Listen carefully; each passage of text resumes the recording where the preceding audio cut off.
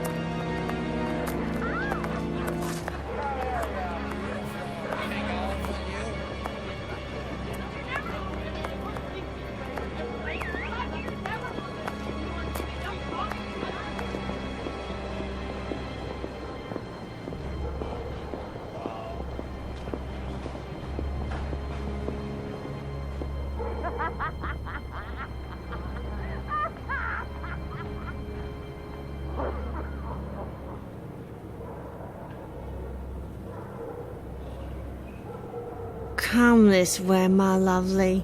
We'll have a right good time. Wait, let me help you.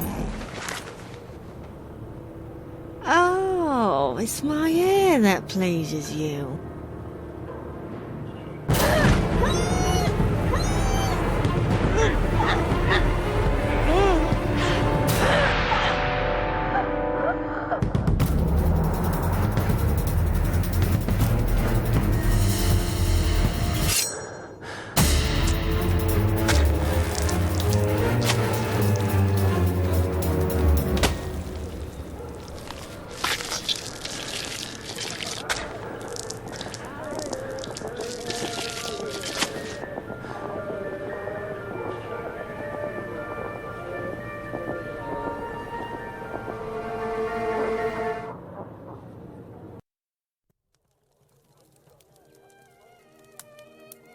The news is as dark as the sky, Holmes.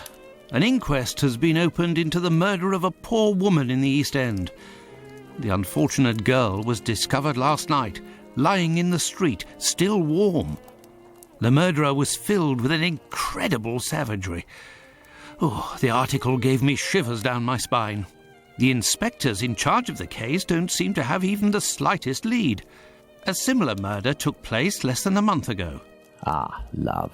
A romantic walk, a kiss in the moonlight, a polite refusal, a terrible anger, and a hanging. This area of Whitechapel is a disgrace to London.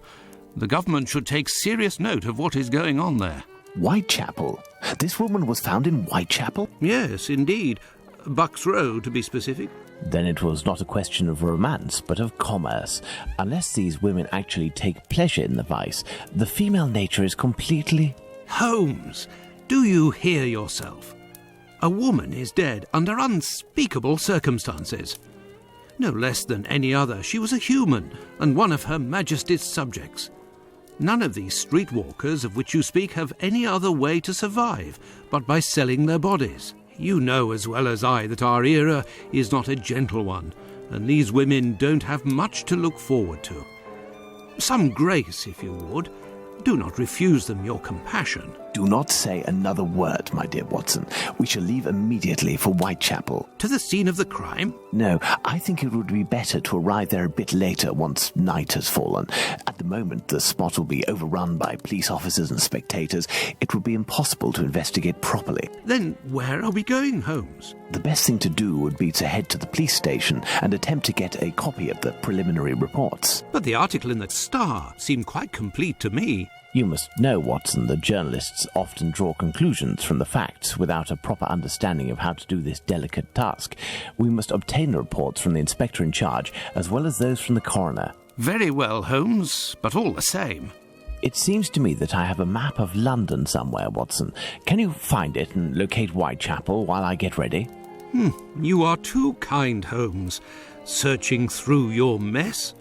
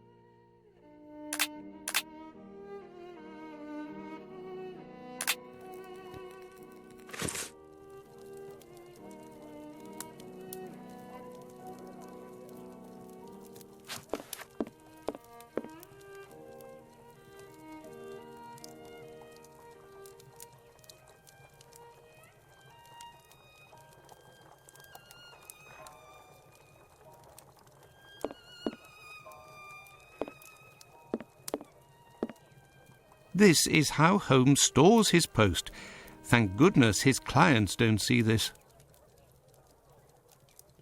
This is the coal bucket in which Holmes keeps his cigars. What a funny idea.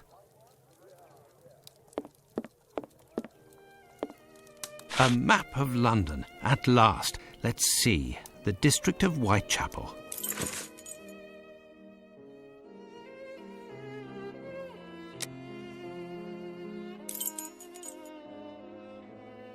I found the map, Holmes, and I was able to locate the Whitechapel police station. Congratulations, Watson. Come, the game is afoot. You can read the article to me on the way. We have arrived, Watson, in Whitechapel. Not very bright, and what cold! Brr, a typical London morning. Come, Watson, let's find this police station.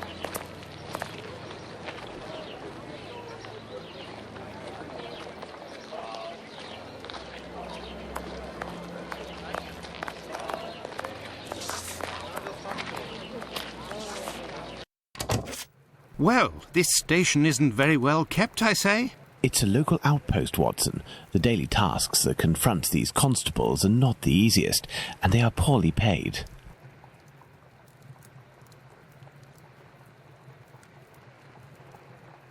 What are we doing, Holmes?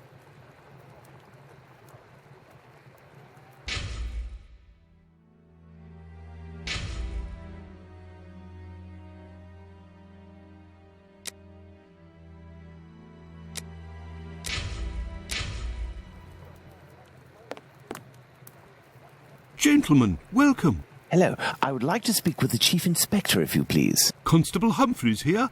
I am the only one in at the moment. What do you want with the Chief? My name is Sherlock Holmes. I am... Sherlock Holmes? The detective that I read about in the papers? Well, that's a treat, that is. You come about the Buck Road case, have you? Indeed, we... Not at all. We were just passing by chance. You say that there was a crime recently. You don't know? You must be the only folk in London who haven't heard. It won't be long until you find the culprit, no doubt. Nothing is less certain. Suspects, 0. Clues, 0. It's not good for us, especially not in this district. Listen, this isn't what I came here for, but if I can be of service, in a confidential capacity, of course, if you can entrust me with a copy of the preliminary reports, I could study them and return later with my conclusions. It's just that these are official documents. I can't take a decision like that without the inspectors. The sooner we know the facts in the file, the sooner we can be of help, my friend. Say, if you are Sherlock Holmes, you can find anything, isn't that true? With your magnifying glass, footprints? My performances are often embellished by my biographer. Ah, good. Good. I will give you the reports, but could you do me a small favour first? During my rounds, I dropped a leather folder containing some papers. Nothing of importance, but it's a big mistake. I would go looking for it myself, but I am stuck here on duty. I must have lost it near the seedy boarding house not far from here. Left when you leave the courtyard and left again in the lane. Perhaps you could go, ask around. We shall see what we can do.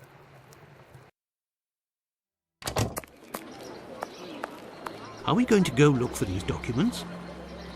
Why not? It'll give us an occasion to take a tour of the district, Watson.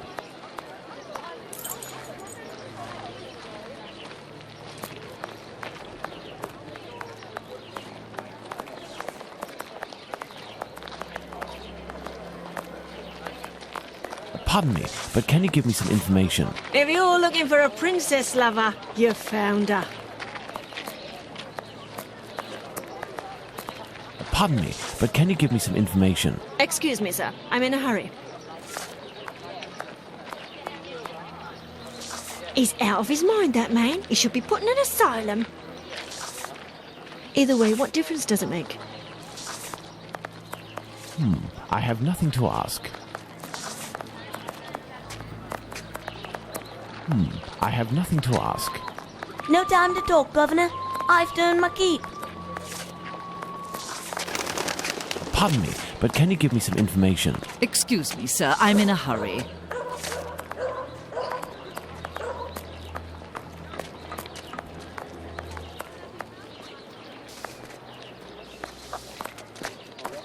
Excuse me, my good man.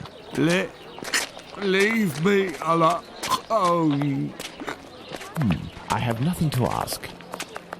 Excuse me, my good man. Nasty weather, eh? Excuse me, my good man. Now time to chat, I've got business, got it?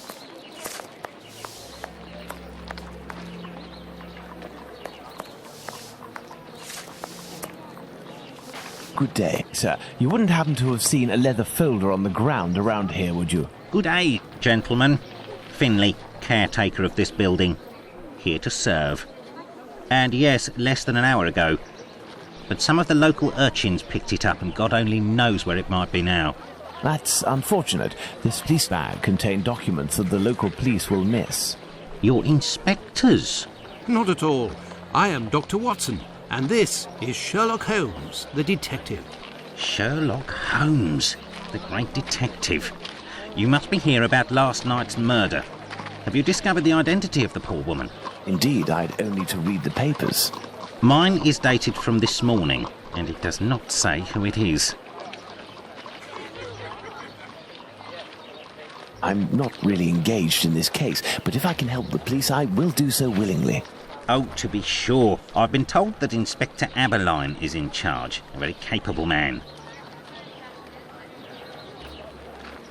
So, according to you, I have no chance of finding this folder then?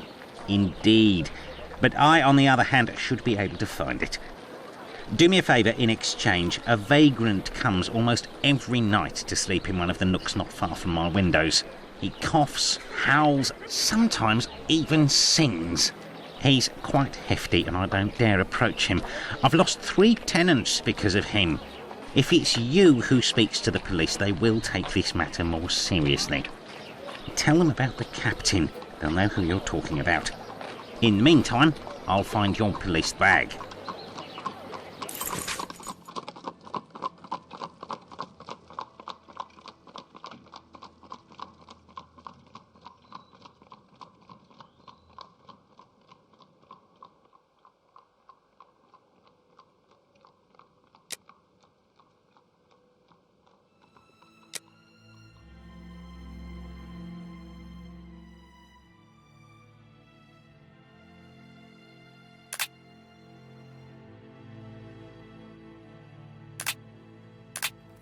Let's go to the police station.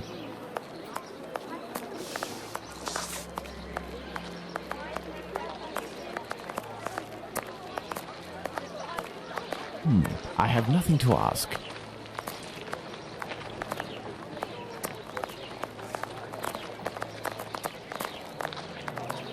Pardon me, but can you give me some information? Misery is a terrible thing.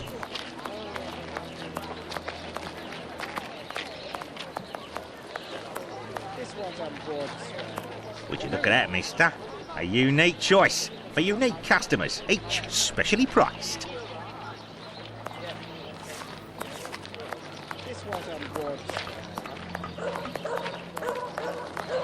Excuse me, my good man. We don't much like people with your looks round here. Understood?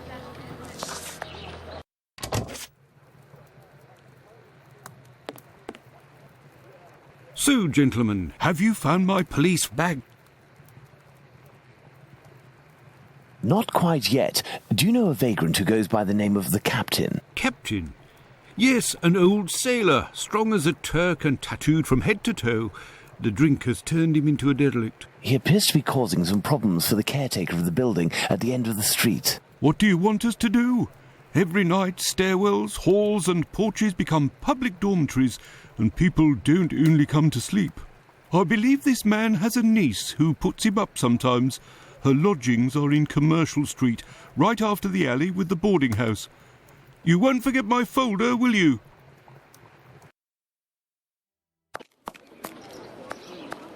Do you believe this woman will agree to have her uncle stay with her? No idea. Oh well, let's go see her just the same.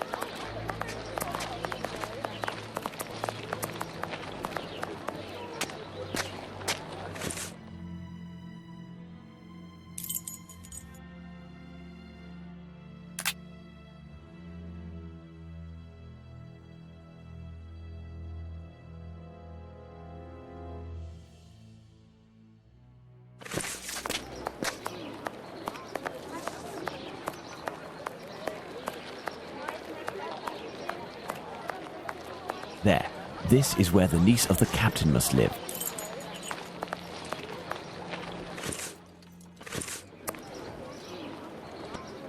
Good day, miss. Would you happen to be the niece of the man known as the captain? Oh, yes, that would be me. What has he done this time? He isn't... Oh, my God. I'm on my way. Miss, we have come to ask if you could have your uncle come live with you. He sleeps under the windows of a boarding house, causes the caretaker no end of problems. I know. I've lodged him for a while, and he was the same here. My landlord made me kick him out. I'm ashamed, you know. I never should have, given the state of his health. He coughs day and night. There might be a way to calm his cough. I am a doctor. I could examine him. He went to see a doctor at the clinic. But the medicine costs too much. I can hardly pay my rent. We will see to it. Where might your uncle be found? I don't know. He must be in the vicinity, but I don't know exactly where. We will find him. Holmes, this is serious. Find an alcoholic in Whitechapel? A needle in a haystack would be easier. Come, dear doctor, let's trust to our lucky star. Moreover, we also have our informers, remember? Are you referring to those brats to whom you are always giving charity? Exactly. My secret police. Some of them must surely roam in this area. It suffices to find them.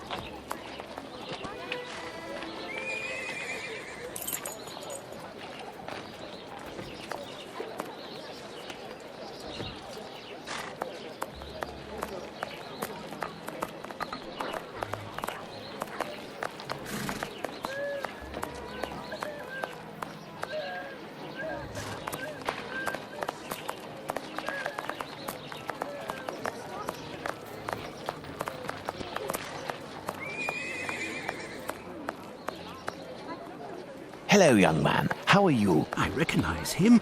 It's the lad who sells newspapers, who is always calling outside our windows at Baker Street, early in the morning. Hello, Mr. Holmes. It's a treat to see you again. What can I do? Would you happen to know an old sailor who goes by the name of the Captain? A poor man who hits the bottle a bit hard. Of course, Mr. Holmes. He's there at the end of the street.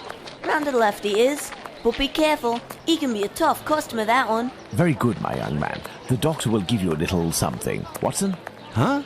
I say, Holmes? Is he always such a skinflint with you, Mr. Holmes? Well, thanks to you, Mr. Holmes. Anytime you need me.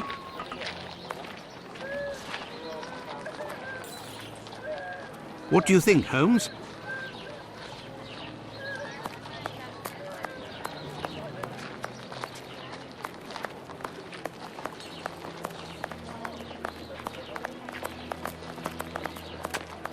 I can hear someone coughing more than is natural, Holmes. Yes, Watson. The poor man cannot be too far away.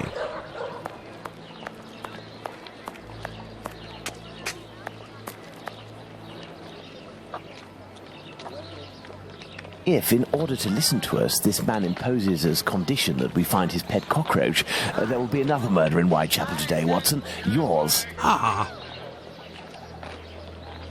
He is in a critical state, Holmes. He has barely a month left. Is there a way, dear doctor, to ensure that this last month passes in silence? Really, Holmes, sometimes you... Oh, really? I will make note of some medicine to get immediately that will relieve his pain. Very well. I will locate an apothecary or a clinic. Find the medicine, Holmes. We must make haste. Find the medicine, Holmes. We must make haste.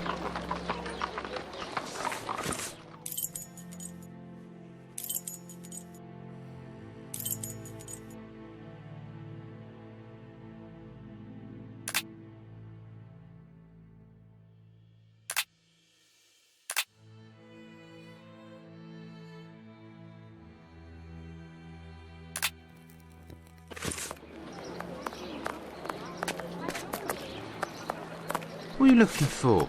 Chicks? Opium? Girl? Sailor?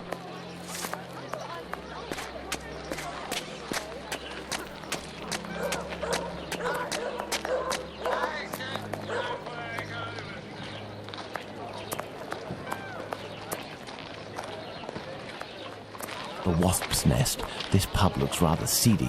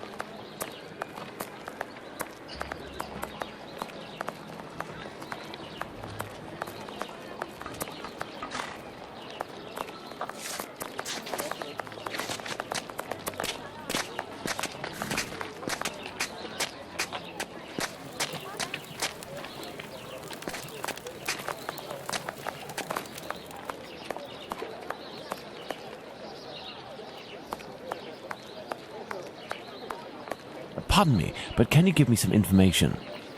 Misery is a terrible thing. I have no reason to go that way.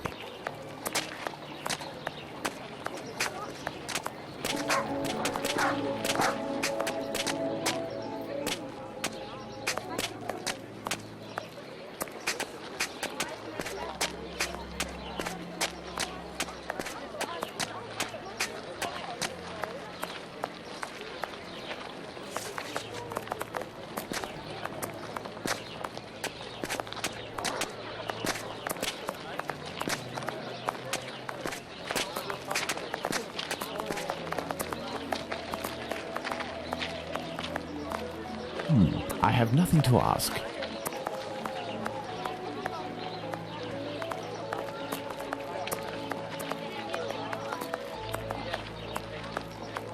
This building is a clinic.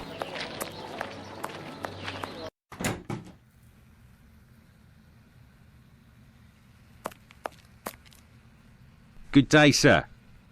Dr. Gibbons. You aren't from around these parts. Indeed, Doctor. It is for someone from your neighbourhood that I am here, though. His doctor asked that I acquire some medicine on his behalf. I have the note here. Dr. Watson? Not from round here neither. This medication is quite dear. Certain documents are necessary to obtain them for free.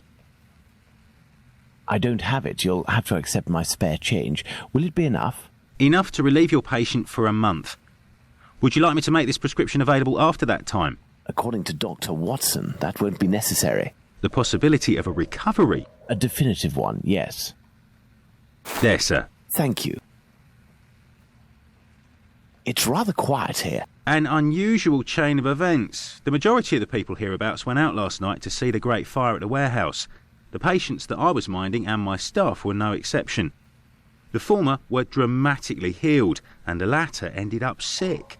And with the murder last night, most of the people who weren't working wandered over to the scene of the crime. Their little aches and pains will wait until tonight or tomorrow. A squalid murder, it would seem. Just like what this area has become.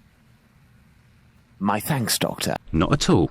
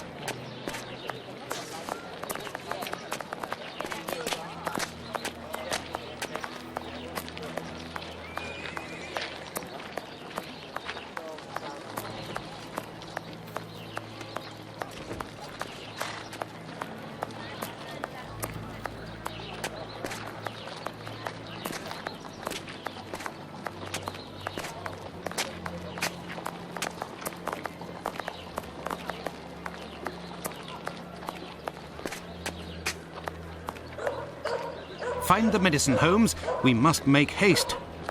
Find the medicine, Holmes. We must make haste.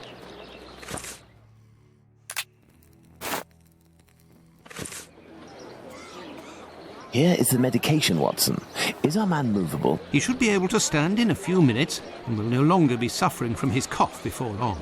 Consider the affair resolved. Accompany him to his niece's while I return to the boarding house, and then join me at the police station. Let's return to the boarding house.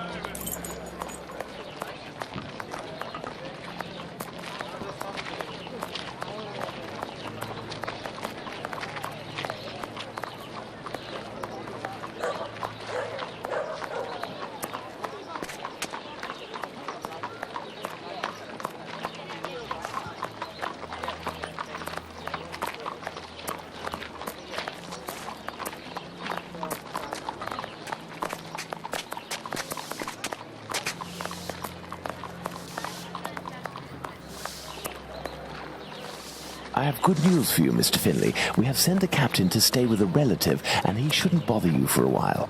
I also have some good news. I have your police bag. Thank you. I bid you good day. Oh, it was nothing. Tell me, one of my wife's friends lost... Another day, Finlay, another day. Let's go to the police station.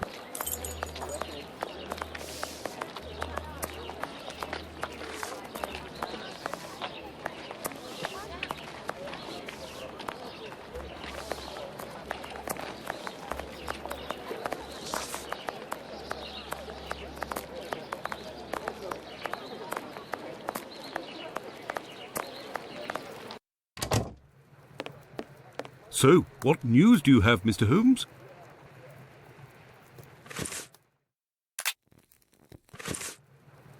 So, what news do you have, Mr. Holmes?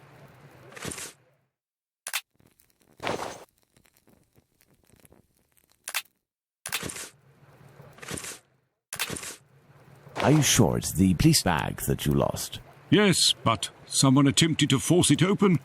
They didn't succeed, but now the lock is stuck. Perhaps you could...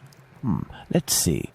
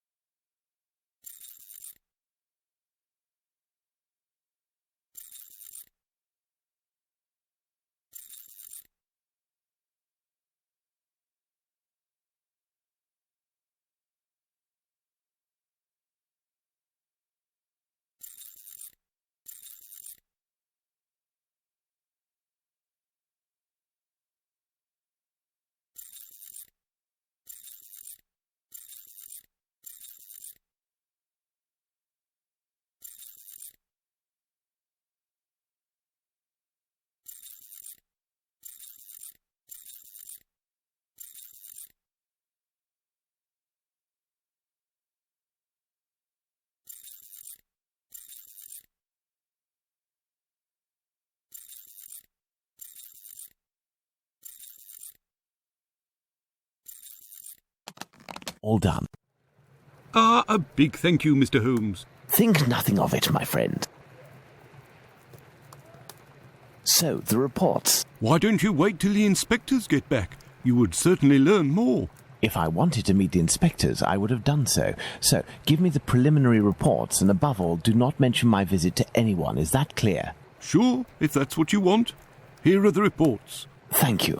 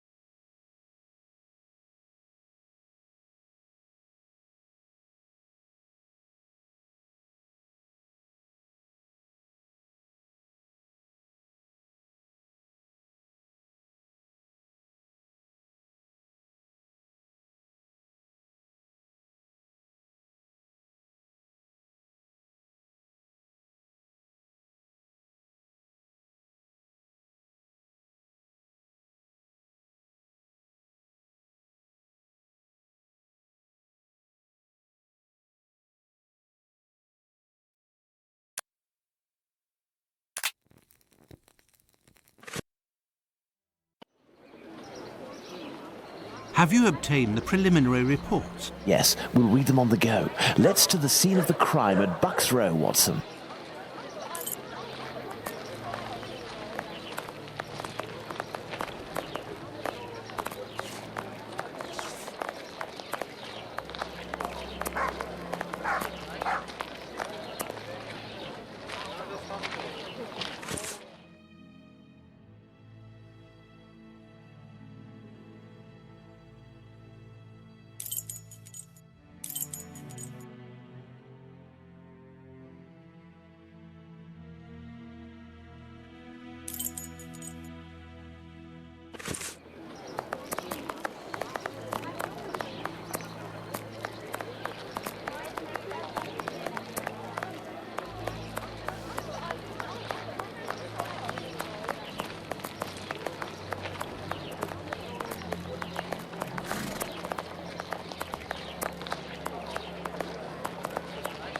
I have no reason to go that way.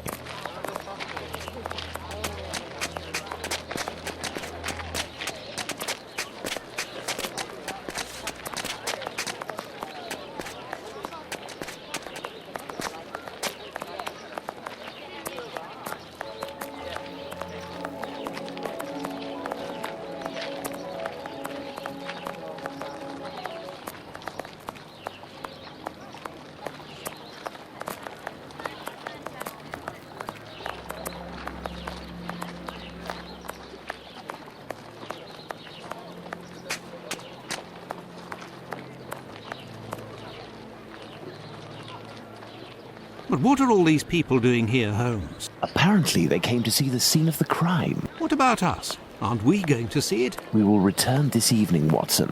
The circumstances shall be ideal for carrying out our little experiments. Well, Watson, we are at the scene of the Polly Nichols murder. Imagine the victim lying at the spot where she was found and try to discern all of the clues we can. Watson, you are a writer. I am therefore entrusting you with our deduction board. It will help us to establish certain facts. Understood, Holmes.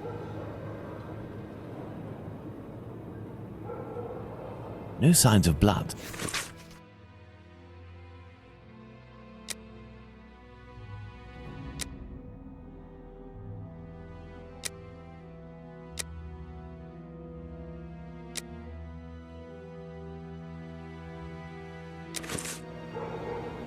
Let's look at this poor woman more closely.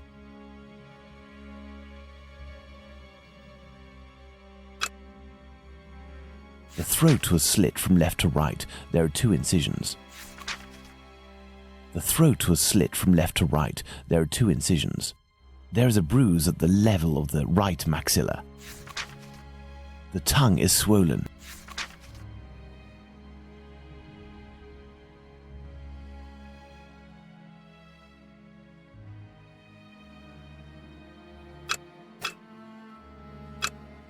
small pool of blood 6 inches in diameter.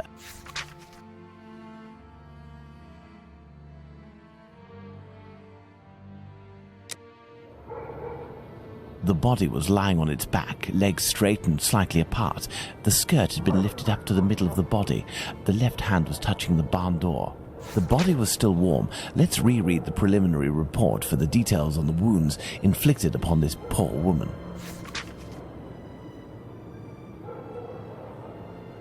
There is a black bonnet near the left hand. There is a black bonnet near the left hand. The body was still warm. Let's reread the preliminary report for the details on the wounds inflicted upon this poor woman. The body was still warm. Let's...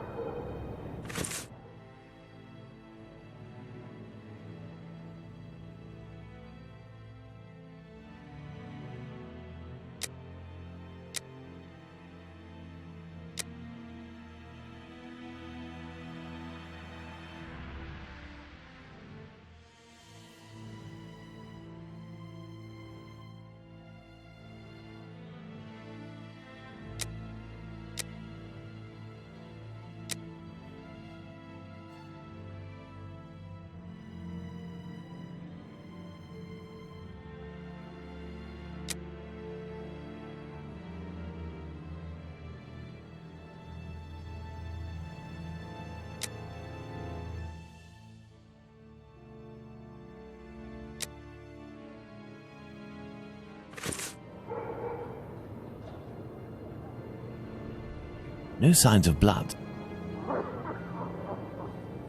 No signs of blood. No marks on the ground. The ground is muddy. No marks on the ground. The ground is muddy. No marks on the ground. The ground is muddy. There is a black bonnet near the left hand. The body was still warm. Let's reread the preliminary report for the details on the wounds inflicted upon this poor woman.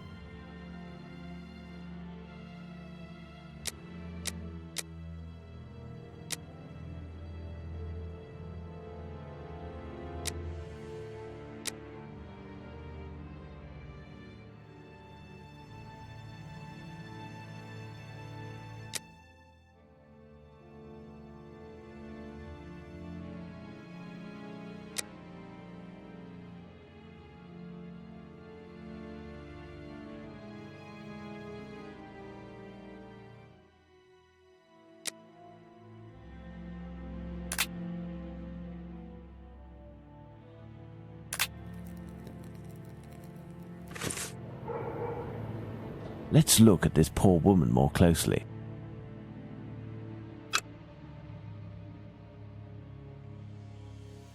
A small pool of blood 6 inches in diameter. A small pool of blood 6 inches in diameter. There's a bruise on the left cheek.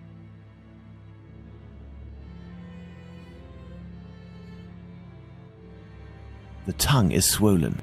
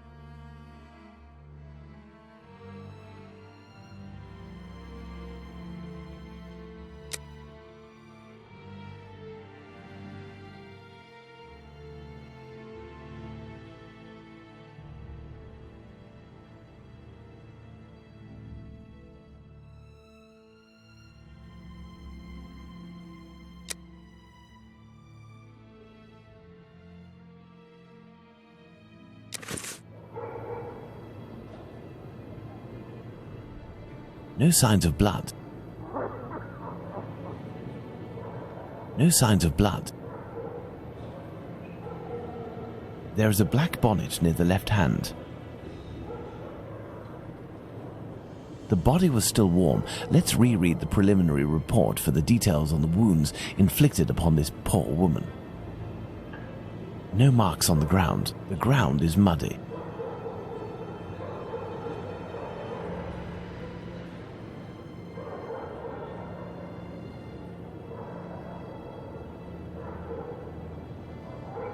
The body was still warm. Let's reread the preliminary report for the details on the wounds inflicted upon this poor woman.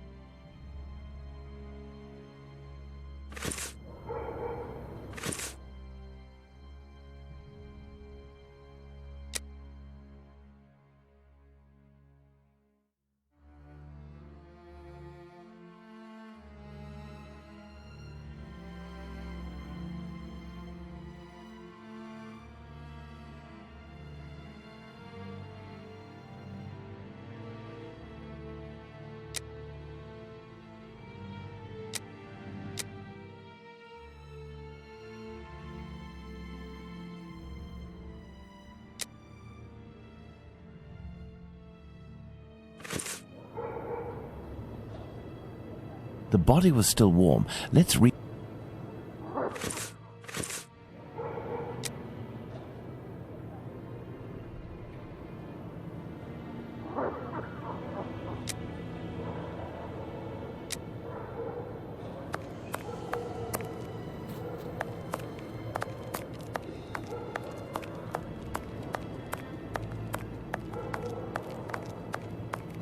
This spot is deserted, Holmes.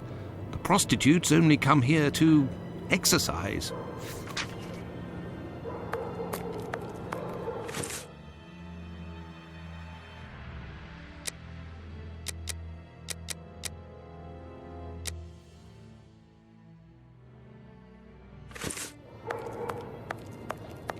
I have no reason to go that way.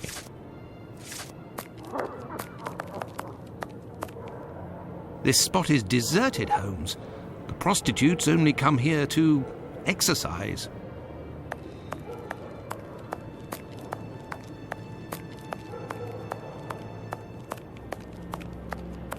There is only one streetlight lit on this street, Watson, and this spot is particularly poorly lit. Well, Watson, we have found all of the possible clues, I think, but we will now attempt to recreate the scene of the murder. Come closer, Watson. I have to make you up. You are joking, Holmes?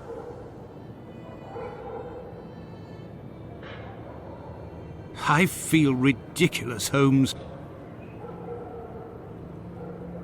Now, Watson, come and stand here in front of me. You shall play the role of the poor woman and I shall play that of the murderer. Let's try to reconstruct the facts to ensure the final result corresponds indisputably to the way that Polly Nichols was killed.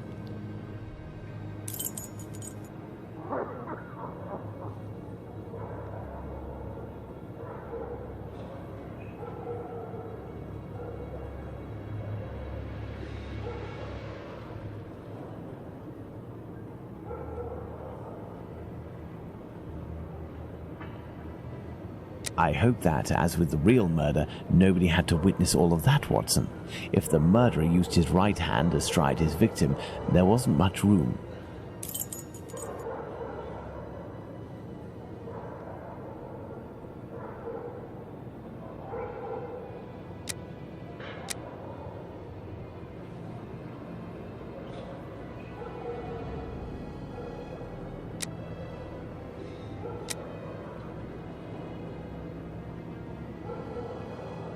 The murderer had enough room to inflict the wounds to the neck, and these wounds suggest the left hand was used.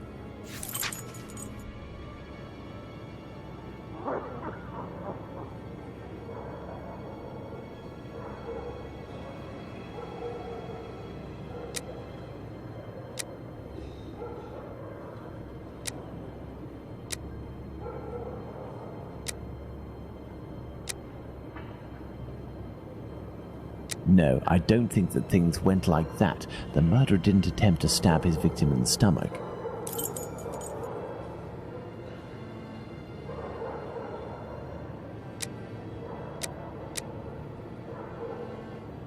No, I don't think that things went like that. No, I don't think that things went like that. The murderer didn't attempt to stab his victim in the stomach.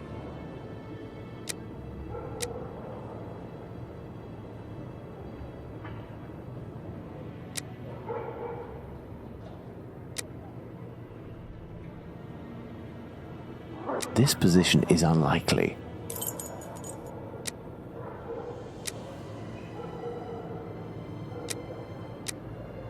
This position is unlikely. Yes, it's quite possible the events occurred like this.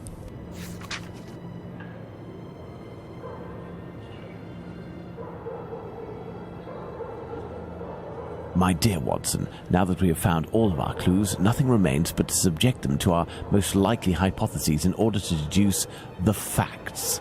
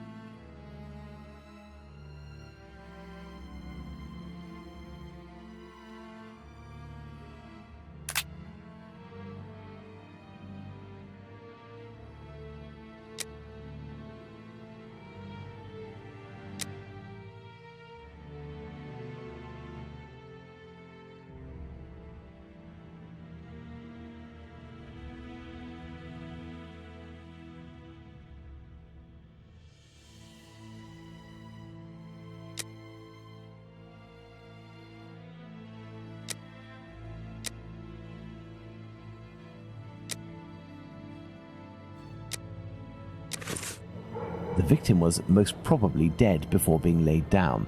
Once the heart stopped, gravity drained the body slowly, not in a heavy spurt that would have stained half the street. Thank you, Holmes. I understand why you told me not to change clothes. Do you realize that our behavior didn't alarm anyone? The victim's ordeal was even more discreet. By acting in silence, we have confirmed something. The crime definitely took place here. The victim and her murderer were able to come here without making any noise, and afterwards the murder took place without the slightest cry being uttered. Come, Watson, let's go home. We have spent far too long in this sinister alley. And so, my dear Watson, the day and night which we passed in Whitechapel were enlightening, weren't they? An adventure that I most certainly will never relate. To be in the skin of that poor woman. I prefer not to speak of it further. But have we really learned anything about the murderer? Obviously a man, given the necessary strength. We have little to go on, at least no more than the police. But in my opinion, Inspector Aberline has a trick or two up his sleeve. No, I want to talk about the facts and what we can draw from them. We know where the crime was committed and under what conditions. I would like to ask you about the possible motives for the crime. According to you, Watson, what could have pushed the murderer to act in such a way?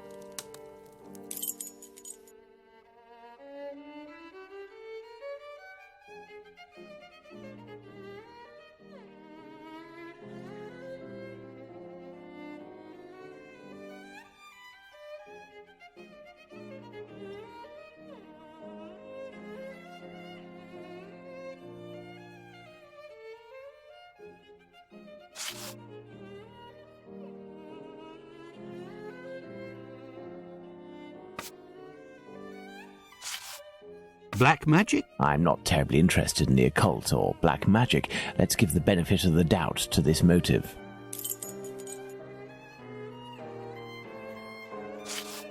Homicidal insanity, Holmes. It is indubitable that the man who did this to Polly Nichols is not of his full senses.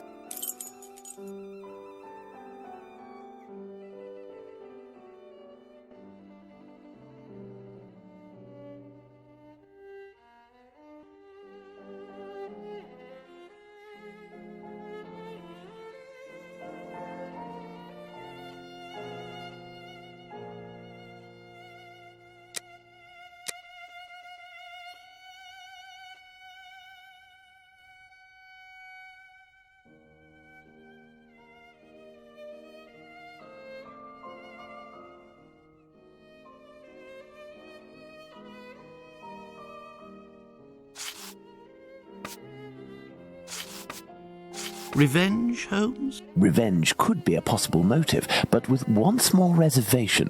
We have reason to believe that the victim considered her murderer to be a typical client.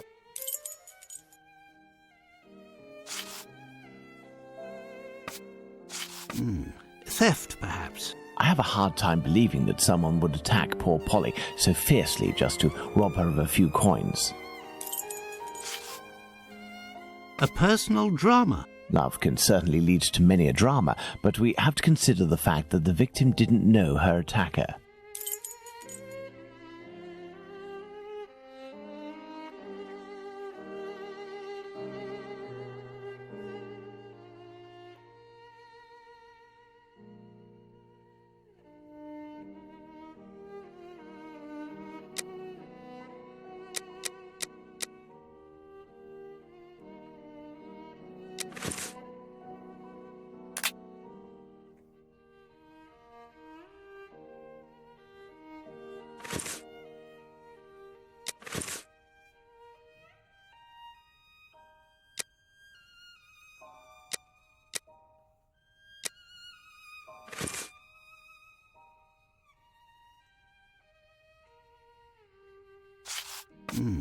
Theft, perhaps? I have a hard time believing that someone would attack poor Polly so fiercely just to rob her of a few coins.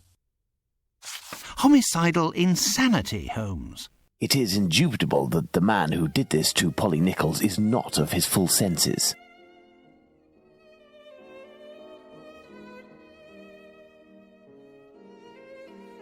Revenge, Holmes? Revenge could be a possible motive, but with one small reservation. We have reason to believe that the victim considered her murderer to be a typical client.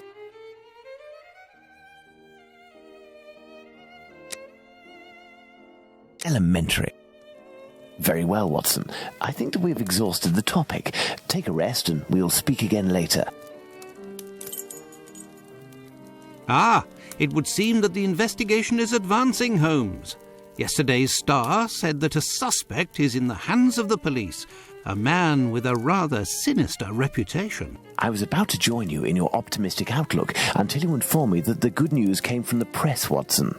But surely they wouldn't invent the fact that the police are holding a suspect, or the acts that are attributed to him. You will have an exact answer to these 2 questions in less than 50 seconds, Watson. Pardon? Enter, Inspector. Good day. Dear Watson, allow me to introduce Inspector Aberline, Inspector Dr. Watson. Inspector? To what do we owe the honour of your presence, Inspector? I heard that the 2 of you made your way to Whitechapel a few days ago. Your arrival, you are aware, coincides with a very serious affair which our police service is going to great lengths to solve and which is creating strong tensions in the area. Pardon me, but haven't you arrested someone? A certain Leather Apron? Absolutely not. The man who hides behind this name is indeed being actively searched for by the force. Besides, nothing at the moment suggests that he is the Bucks Row murderer. There, you've been enlightened, Watson. Now it is our turn to answer Inspector Aberline's questions. Indeed. I will be brief and precise. Do you intend to investigate this case, or have you already started? It is to be of service to a friend that I went to Whitechapel. We did, out of curiosity, familiarise ourselves with the preliminary reports, and we made our way to the scene of the crime. Our conclusions are slim, as are the clues. Having not been officially appointed by a client, I believe that my intervention in this business will end there. Very well. To be frank, you take the weight off my shoulders by distancing yourself from the case. Our image isn't very good, to say nothing of what the press puts us through. Thus, if overnight they found out that you were on the case, people would turn against us. And they would pester me, overwhelm me, and finally make me out to be responsible for the inevitable failure such a scenario entails. Neither you nor I wish for this to happen.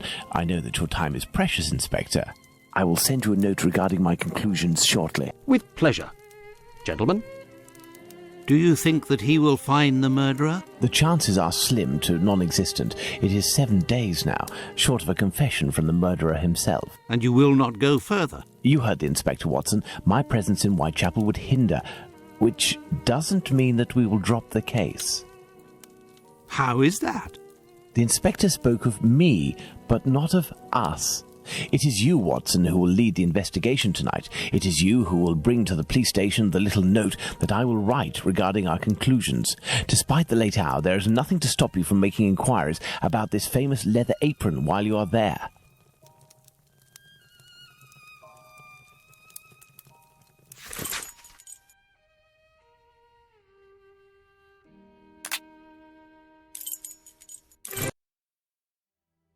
Well, if I follow Holmes's instructions, then to begin my investigation into this Leather Apron, I must first head to the police station.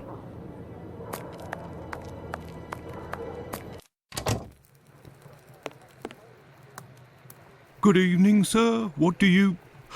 I know you. You were here last week with Sherlock Holmes. Indeed. I have come to bring a message from Sherlock Holmes for Inspector Aberline. Very well, I will pass it on. But come to think of it, someone was asking about you recently. Finley, the caretaker of some shady boarding house nearby. Does that mean anything to you? Ah, perhaps. Actually, I read in the Star that you have arrested a suspect called Leather Apron. You shouldn't believe what you read in that rag, sir. The man is being hunted, but we have yet to get our hands on him, and we aren't close to it either. Why ever not? Bah, he's a specialist in the streetwalker racket. These girls make pitiful witnesses, and we don't inspire confidence. Furthermore, the man seems to be pretty discreet lately. Someone must be helping to hide him. How to get on his trail, then? One of these girls would have to confide in us and give a valid description of the man. Then we'd ask around the journeymen, who use aprons, I imagine. Well, goodbye. I must go to Finley's boarding house.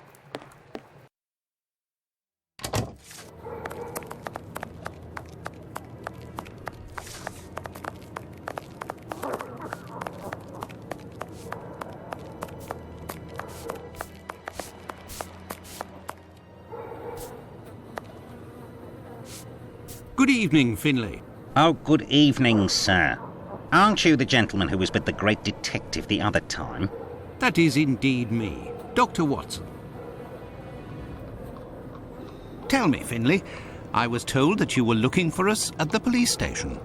Indeed, I wanted to thank you for last time, you know. That vagrant has never set foot round mine again.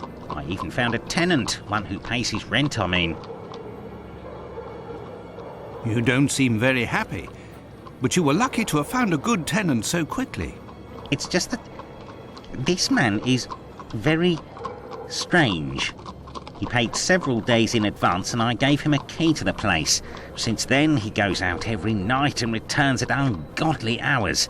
I'm sure he goes to visit the ladies, but still, every night. And when he moved in, something must have broken in his case and stank up the stairs in his room for 2 days.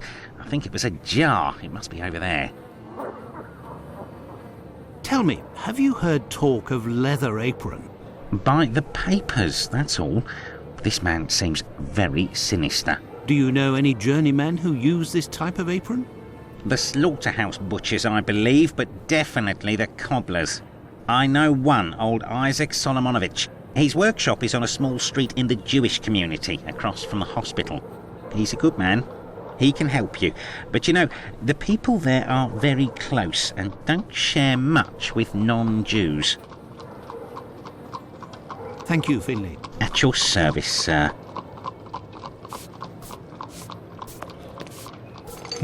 This odour is very strong indeed, but the whole neighbourhood as such has a dreadful stench. Finley might have an idea as to what this jar that contained. What do you want, Doctor? You're right. The pieces of the jar that your tenant broke do give off a strange smell. It's true.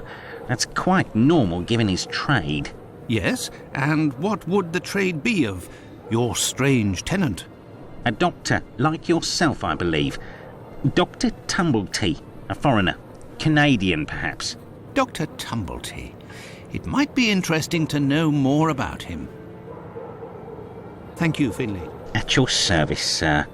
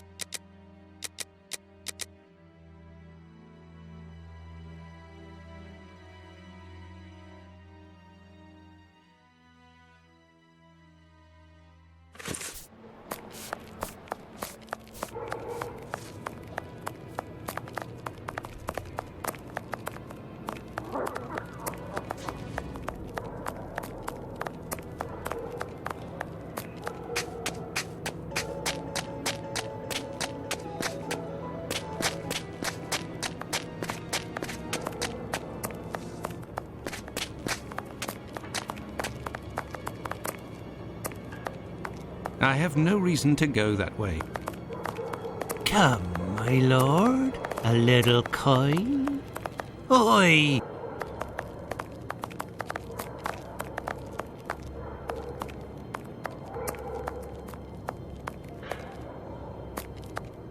Oh, nasty weather, isn't it? A cobbler's shop. Closed. I will return later. The policeman said the street girls would know something about the leather apron. Maybe I should go and see Lucy.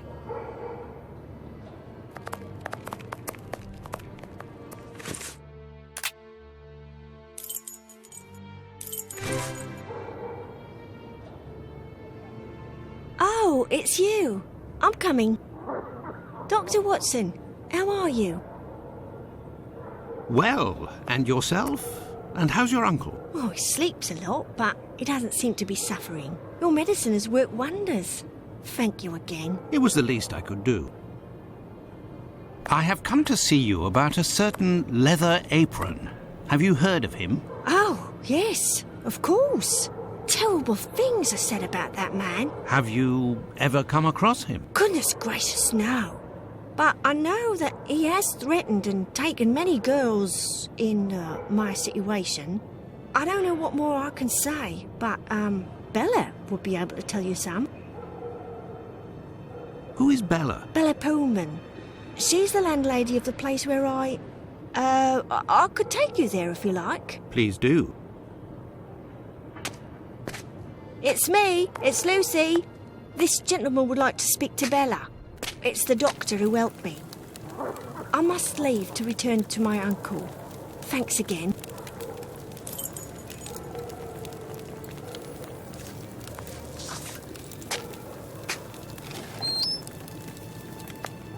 Out of the way, I don't like the look of you.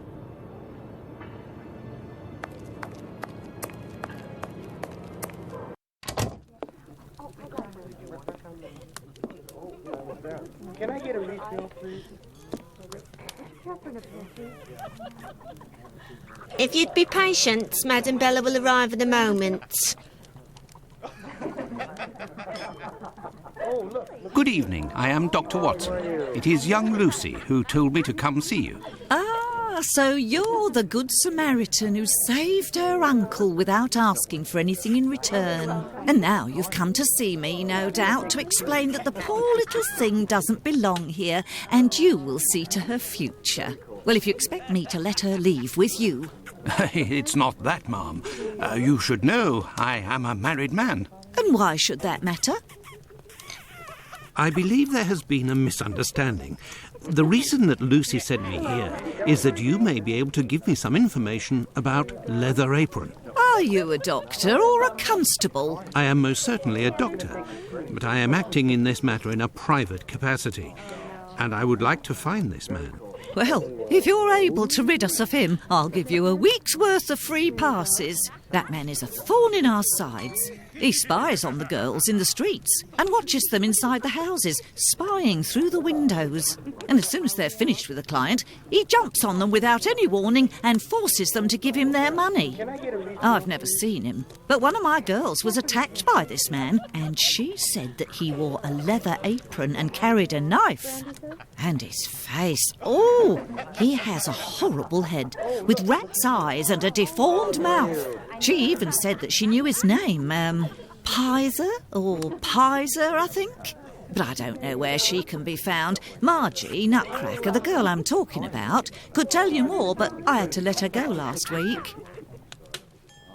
Why did you let Margie go? The poor girl caught a shameful sickness, and the symptoms have attacked her face, if you know what I mean. So I gave her notice, and a little bit to help her along. I don't know where she is now, but she'll certainly be getting treatment at the clinic if she's still in the neighbourhood. Did you speak to the police? What would they do? Who cares about the girls in the streets? Would you have received a visit from another doctor, a stranger by the name of Tumbleton? I'm just like you, Doctor. Sworn to secrecy in my profession.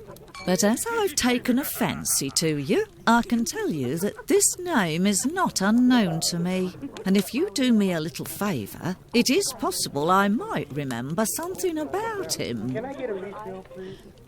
Would you have received a visit from another doctor? I'm just... What kind of favour must I do for you? You see that man over there? He's a rich artist, a painter, a regular client round here. Well, yesterday, he came and left his cane in the umbrella stand in the hall before going into one of the rooms. Well, when he returned to this room, the cane had disappeared. It's a cane with a massive silver knob. Must be worth a fortune. He threatened to call the police unless he got free services in my establishment for a year. I'll be forced to accept, unwillingly, of course, given the services that he's demanding, unless the cane is found. Did you question the residents regarding the theft? They didn't see anything, and there's not one of them that would risk stealing from a client here. Who was in the room when your weasel of a client was in the chambers? There were a few that came and went, but Mary could tell you better than I can, because she was the one at the counter yesterday. Thank you, ma'am. No problem, my angel.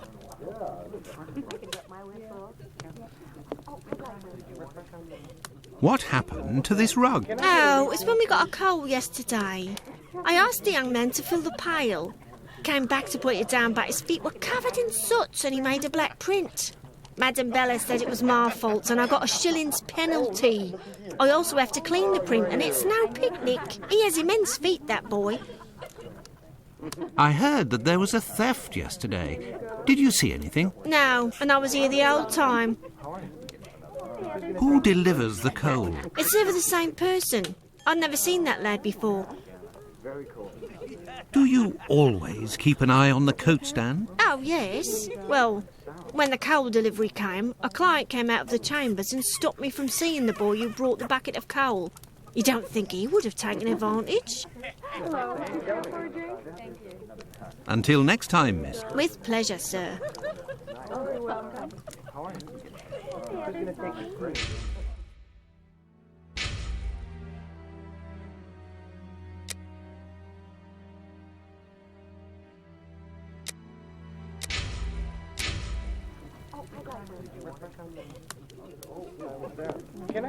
Best not to stray off in that direction. Best not to stray off in that direction.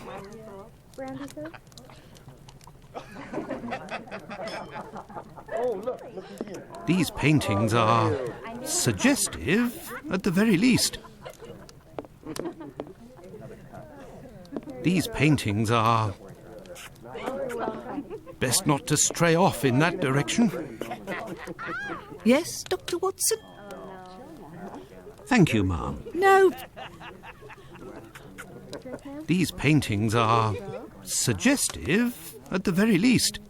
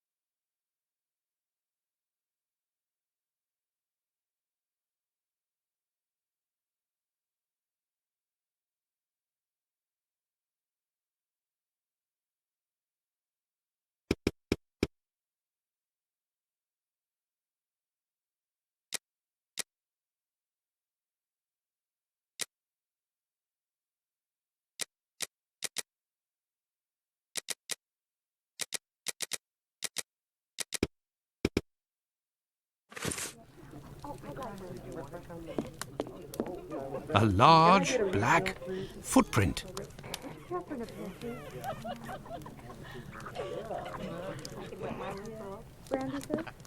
These paintings are suggestive, at the very least.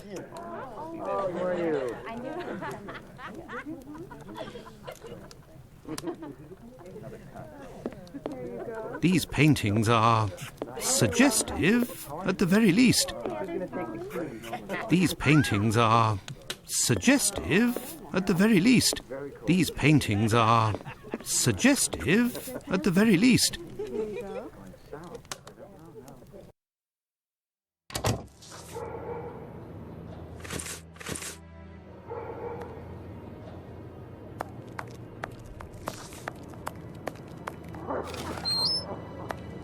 Out of the way, I don't like the look of you.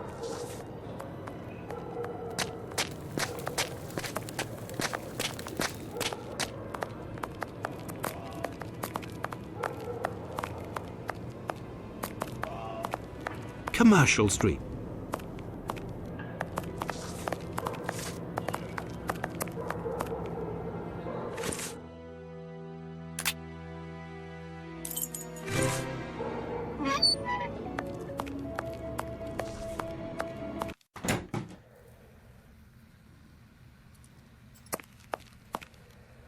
Good evening, Doctor. My name is Dr. Watson. Pleased to meet you. Good evening. I am Dr. Gibbons. Likewise. I have come to see you about one of your patients. Margie goes by the nickname Nutcracker, who gets her prescription from the clinic. She's a lady of the night and is afflicted with a venereal disease. I know who you're talking about.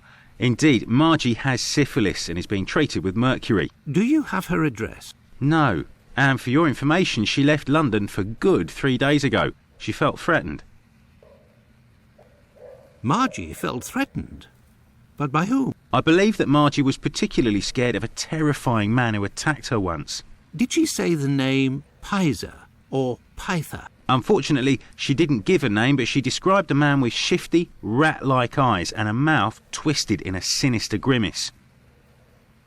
Did Margie have any idea where this man who terrified her so much might be found? No, but she told me that another girl who'd been attacked like her had told her that this man worked in a cobbler's run by an old Israeli. Also, she saw him again last week, the night of the big fire. She told of going to see the fire like most everyone else in the area. While there, she recognised her attacker in the crowds gathered at the warehouses. There was no mistaking a face like that, she said. She kept an eye on the man the whole time the firemen were working in order to avoid him. Goodbye, Dr. Gibbons. Until we meet again, my dear colleague.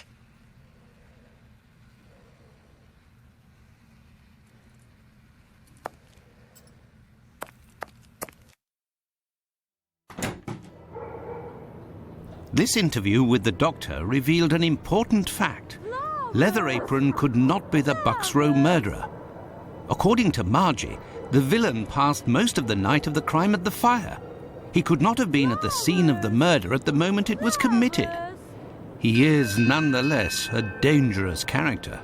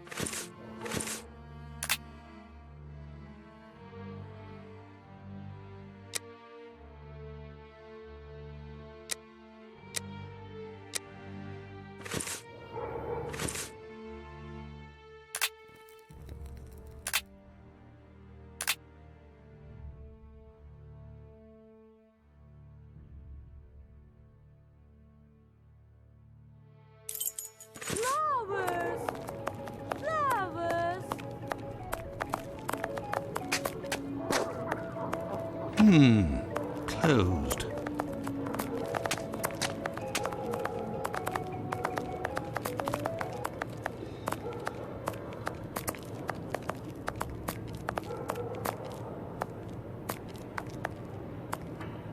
Whitechapel Street.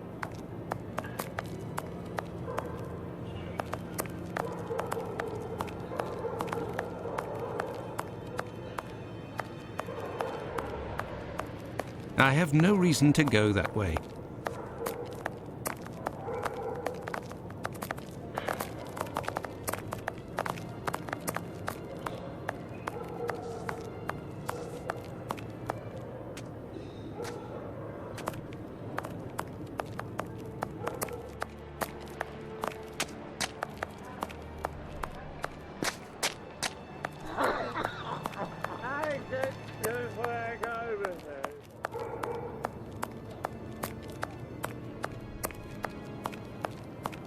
Bucks Row.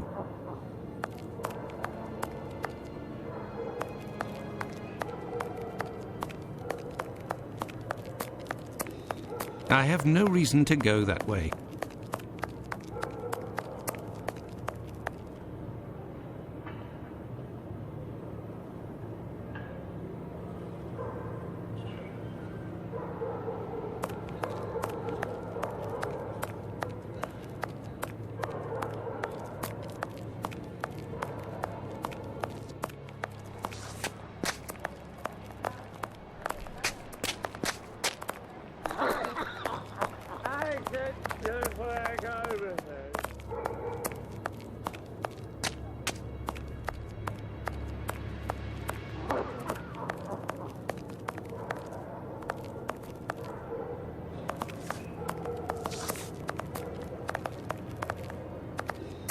Tell me, is it... Out of the way, I don't like the look of you.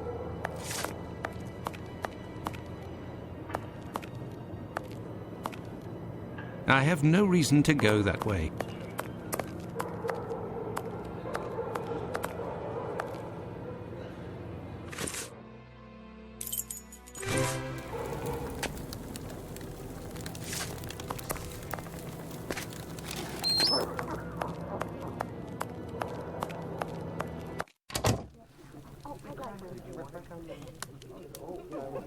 Can I get a refill, please?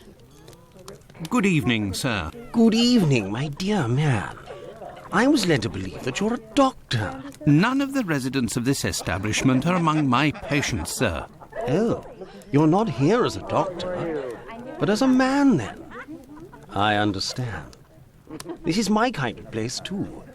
It's in these houses in Whitechapel that you find the girls that are the most natural and definitely the most docile. Your way of speaking about these women is not that of a gentleman, sir. I heard that you were the victim of a robbery here. Oh, I'm not complaining. The loss of that walking stick will certainly bring me a very pleasant compensation. What does your cane look like? The stick is ebony, about 35 inches long. The round knob is made from chiselled silver with a ring around the middle of the same workmanship, just like the tip, for that matter. If you find it, don't tell a soul. Keep it for yourself. Got it? Well, goodbye, sir. Goodbye. Or until next time. And good evening. Can I get a refill, please?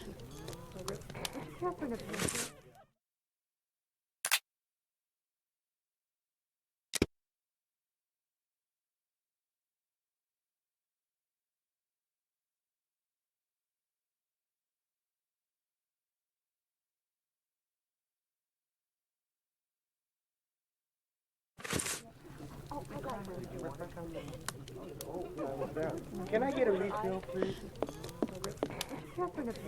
Yes, Dr. Watson? Thank you, ma'am. No problem, my angel. Oh, look again. Oh, where are you? Yes, sir. Do you always keep an eye on the... Oh, yes. Well, when the coal delivery came, a client came out of the chambers and stopped me from seeing the boy who brought the bucket of coal. You don't think he would have taken advantage? Until next time, miss. With pleasure, sir. A large black footprint. Hello. Thank you. There you go. Oh, you're welcome. Best not to stray off in that direction. Very cool.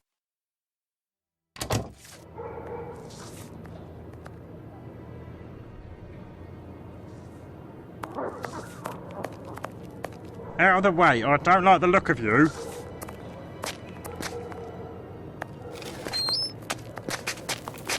Tell me, is it... What? I know you.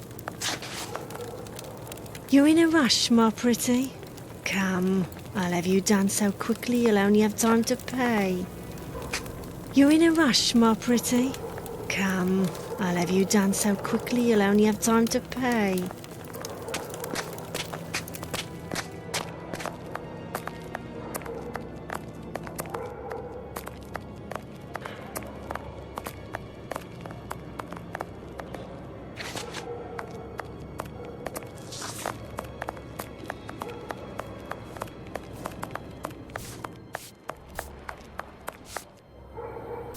What do you want, Doctor? Thank you, Finley. At your service, sir.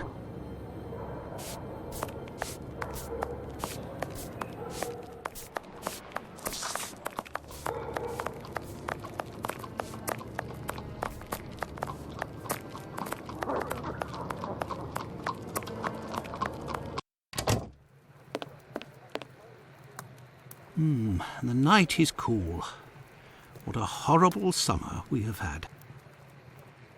Does the name Tumblety mean anything to you? Not at all. But if you like, I can make inquiries. Fine, why not? One never knows. Well, goodbye.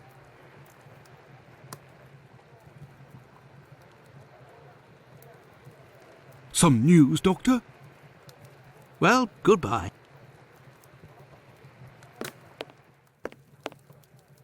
Look, a suspect description. Michael Ostrog, wanted for questioning. Dangerous.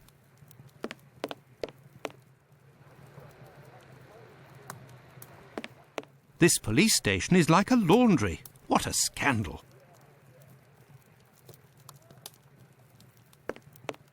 Her Majesty Queen Victoria. What would she think of this mess?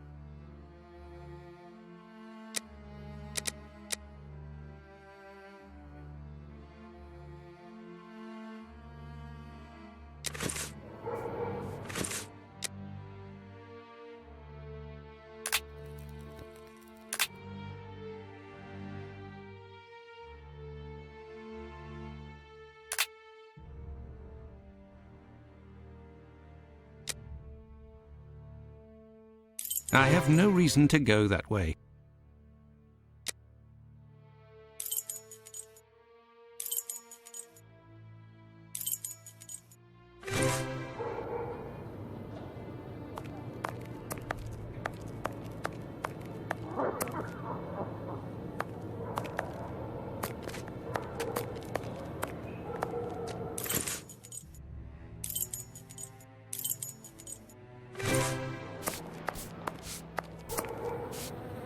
What do you want, Doctor?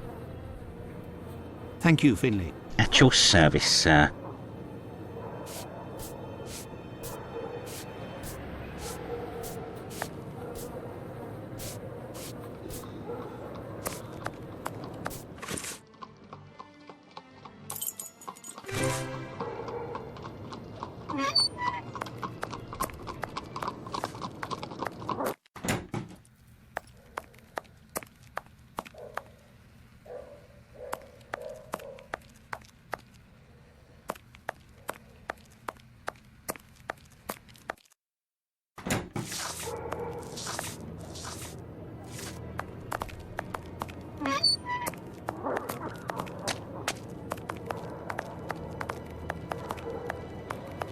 Whitechapel Street.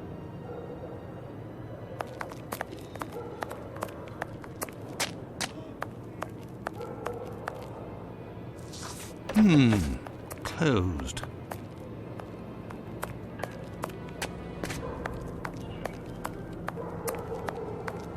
I have no reason to go that way.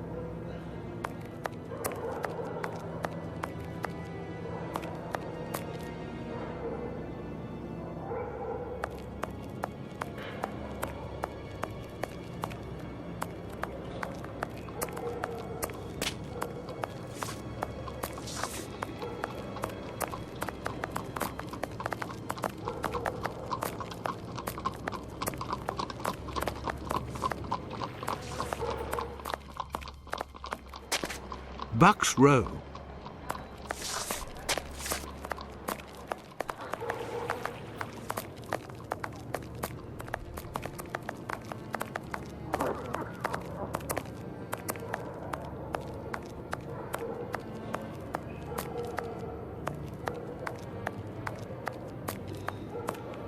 I have no reason to go that way.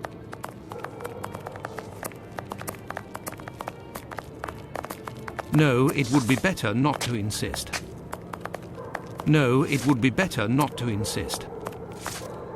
Tell me, is it... What are you looking for? Tricks? Opium? Girl? Sailor?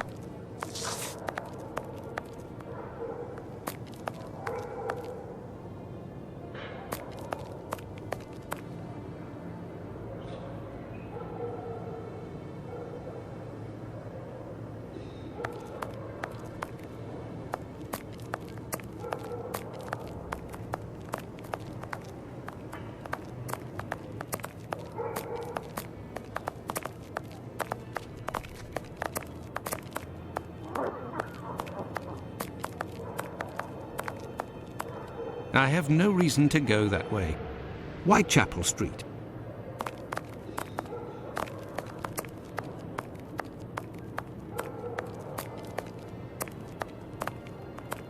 Tell me, is it... So, my lord, you looking for love? True love?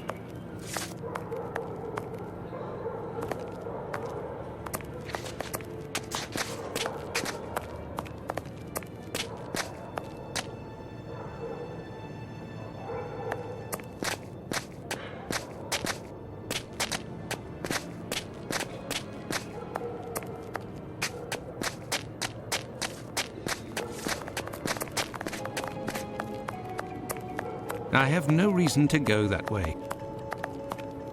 I have nothing to ask.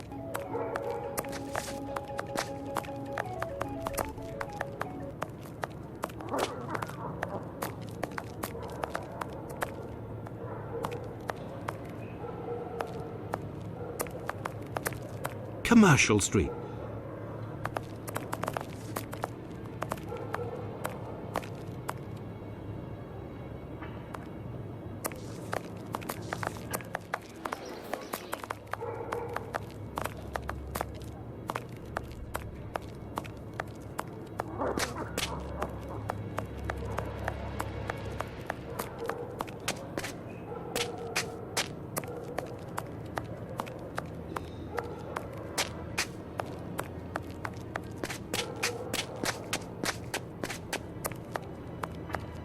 The Wasp's Nest.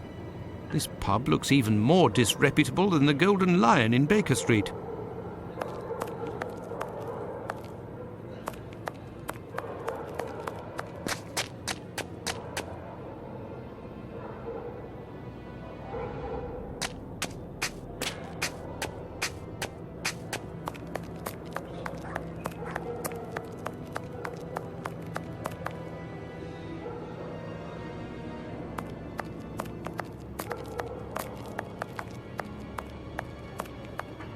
Berner Street.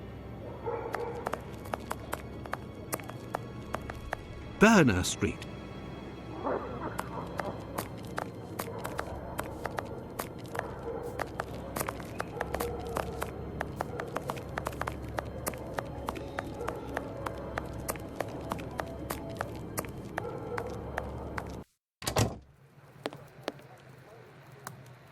Some news, Doctor? Does the name Tumble? Not at all. But if you like... Fine, why not? Well, goodbye.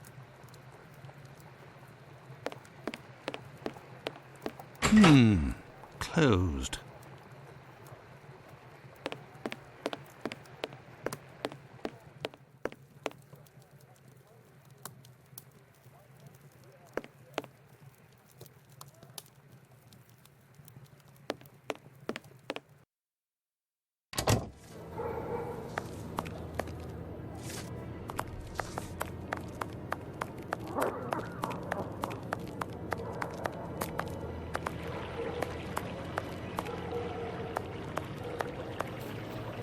Commercial Street.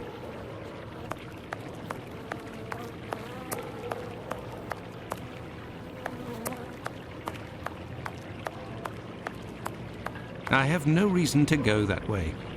I have no reason to go that way.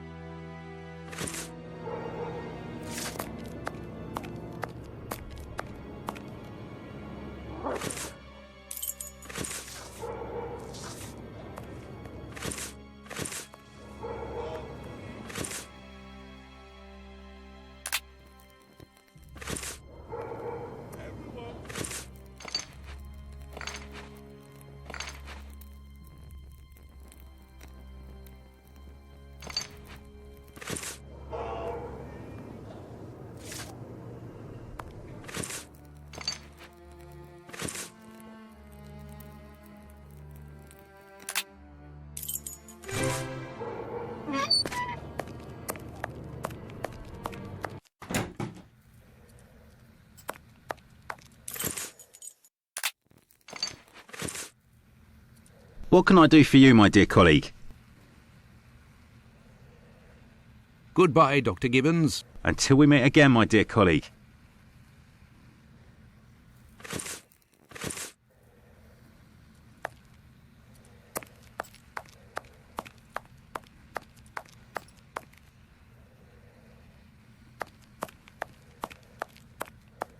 These footprints are the same as those found on the rug at the brothel.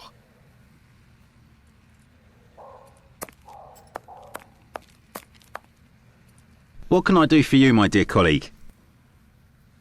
Pardon me, Doctor, but who made the large black footprints there near the beds? The brother of one of my patients. The poor thing had a leg amputated after colliding with a carriage. We arranged to find her a prosthesis. Prostheses are very expensive. How did this man pay? He told me that one of his uncles gave him a walking stick with a chiselled silver knob. I agreed to accept this knob in exchange for a simple prosthesis with harness. But this object is of great value, and I could finance half a dozen other prostheses by selling it on Petticoat Lane. Doctor, I have reason to believe that the silver knob that you possess is from a cane that was stolen by the man who brought it to you, and I believe I know to whom it belongs. That's what I was worried about. The story of the uncle seemed a little strange. Nevertheless, you must have proof of what you claim. I will show you all of the knobs that we have here. If you find the knob that the young man gave me, I will believe you. So be it, but something is bothering me. I will need a complete cane, not just a knob. Don't worry, dear chap, build one. I can loan you some tools. Make use of the odds and ends in my cupboard. It'll help get rid of it. Well, I shall try. I will have to remember the description that Sickert gave. Goodbye, Dr. Gibbons. Until we meet again, my dear colleague.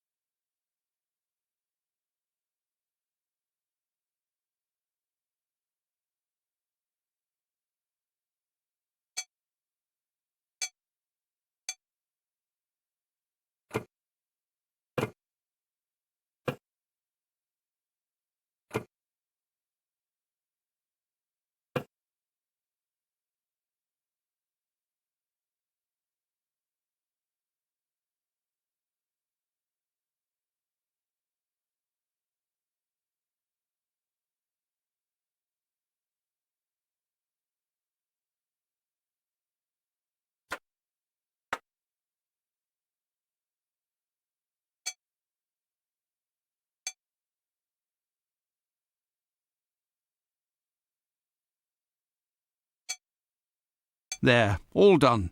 Holmes couldn't have done better himself. What can I do for you, my dear colleague? I believe I found the knob from the stolen cane, which I succeeded in putting back together. That's the one. And yet I cannot give it to you, Doctor. I will only return it to the police, and only if there is an official complaint against me. Would there be a way to convince you to give me the cane?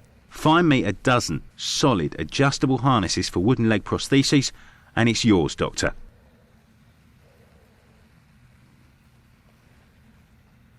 Goodbye, Dr. Gibbons. Until we meet again, my dear colleague.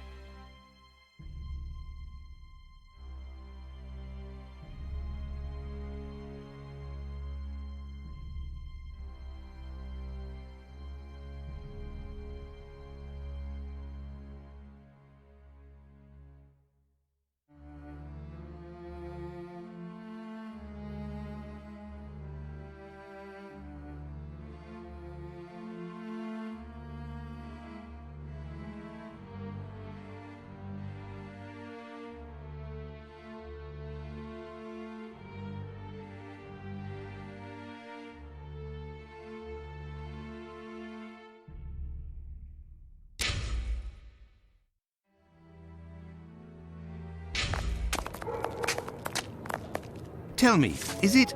Out of the way, I don't like the look of you.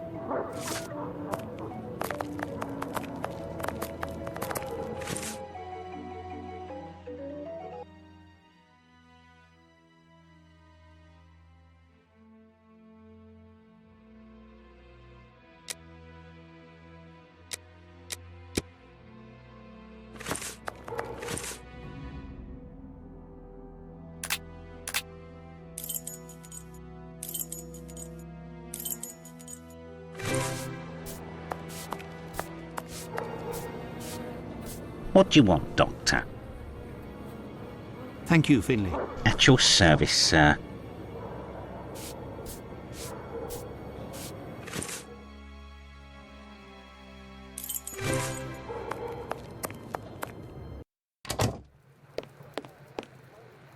Some news, Doctor? Well, goodbye.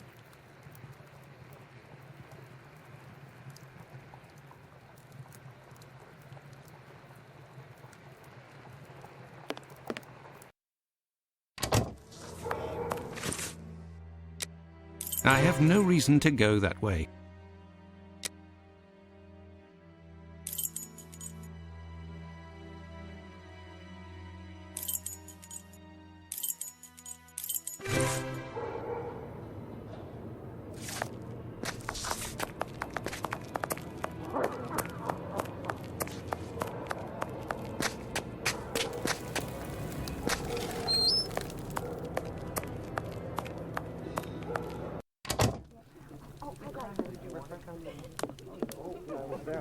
Loosen your belt, my friend. You're in Whitechapel. These girls would die of hunger if we weren't here. Well, goodbye, sir. Goodbye, or until next time. And good evening.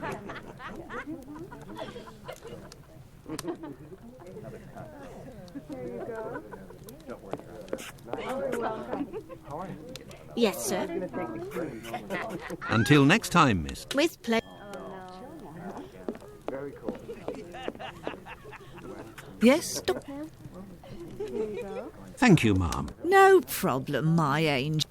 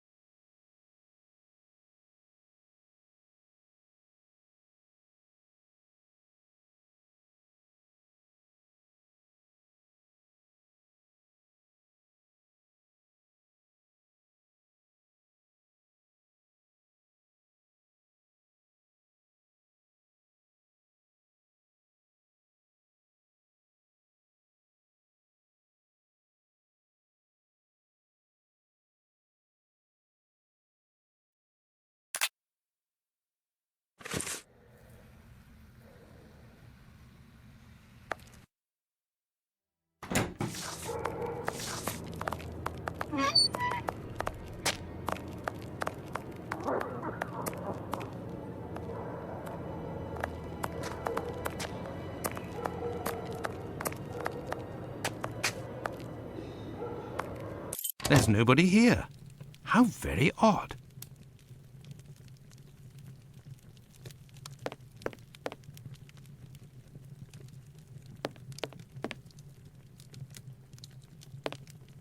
I say, these things look like harnesses. Oh my, they are noisy. Good evening, sir. Pardon the interruption. The door was open. I didn't think that I would find anyone working at this hour. Good evening, sir. I didn't hear you come in.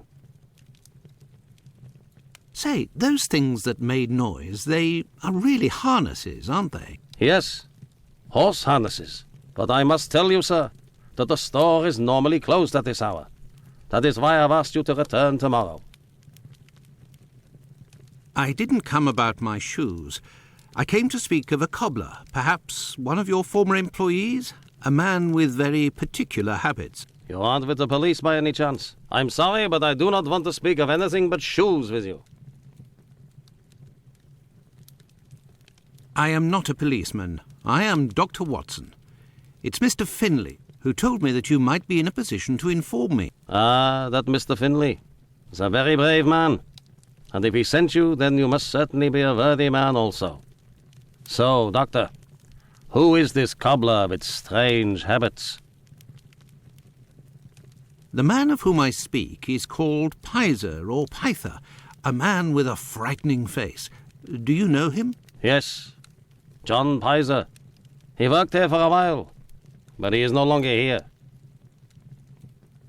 Do you know where I can find him? No, and if you look, you will not find him. Why? Because he is in hiding, Doctor. You see, a week ago, a horrible murder took place in the neighborhood. A rumor circulated that he might have been responsible for this crime. They say he has quarreled with women of certain virtue in the past, if you understand me. Isaac, it is about the Bucks Row case that I have come to see you. I have the certitude and an incontestable witness that Pizer is innocent, at least of this crime, although he has attacked a number of street women. If he doesn't come forward to explain himself to the authorities, he is condemned to hiding and to take the fall for this murder. Furthermore, it will cast suspicions on your community because they must be hiding him.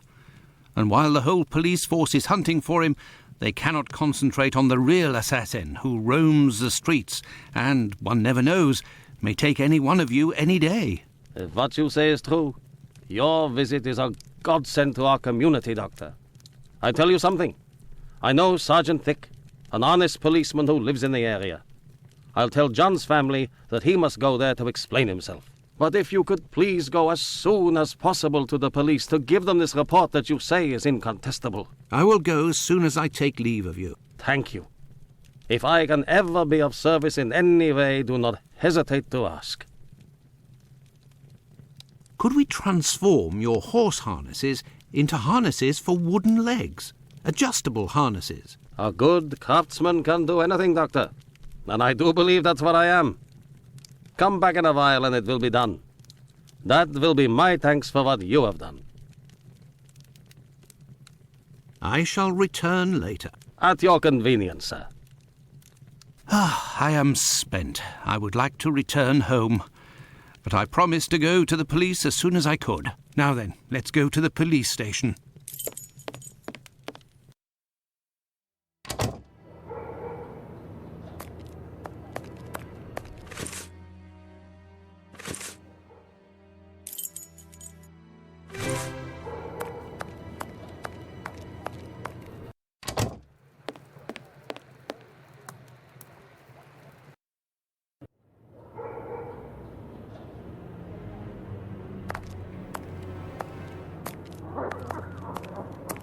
Will you?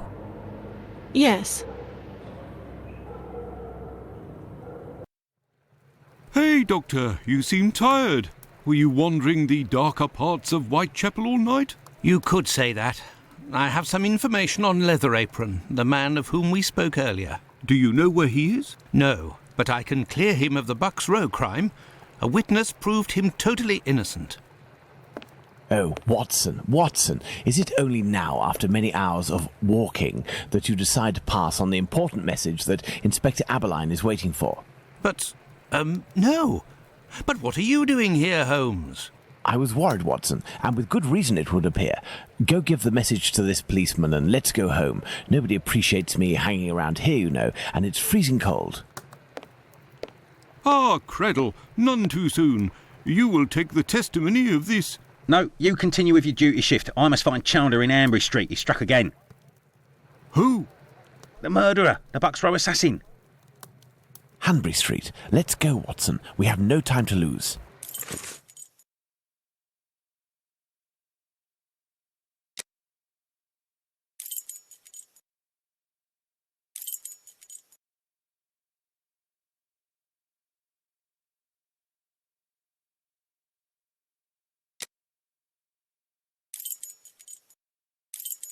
Hanbury Street. Let's go, Watson. We have no time to lose.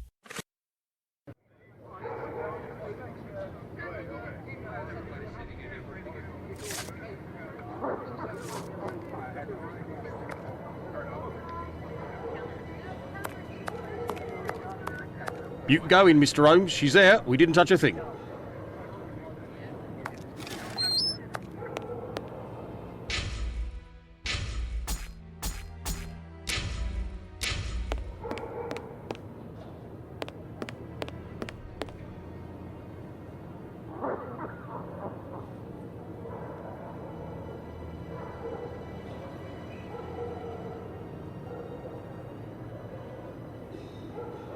It was very good of PC Chandler to let us pass. He said no one has touched the corpse. It's the perfect opportunity for us to put our skills to the test. Watson, let's not waste it.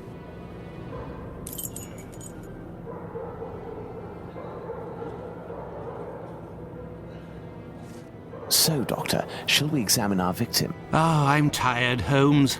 I'm not sure if I am in a state to do this work.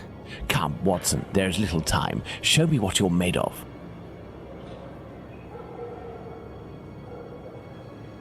Oh, my God. Pray, Watson, pull yourself together.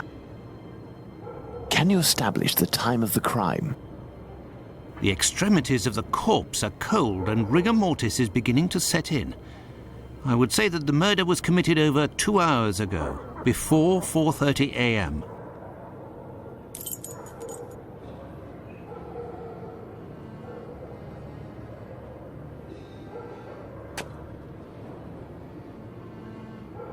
A piece of coarse muslin. 2 combs, curiously arranged.